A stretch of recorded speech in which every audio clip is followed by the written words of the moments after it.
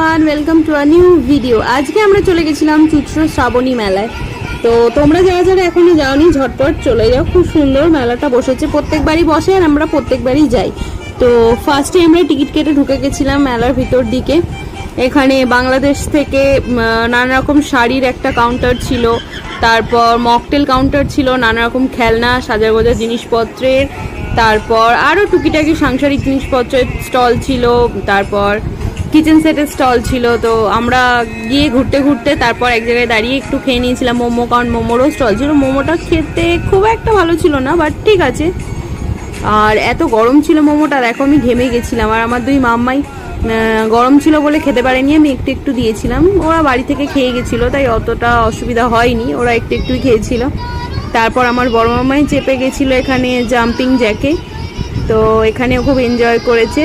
তো তারপর খানিকক্ষণ মেলাতে একটু ঘুরে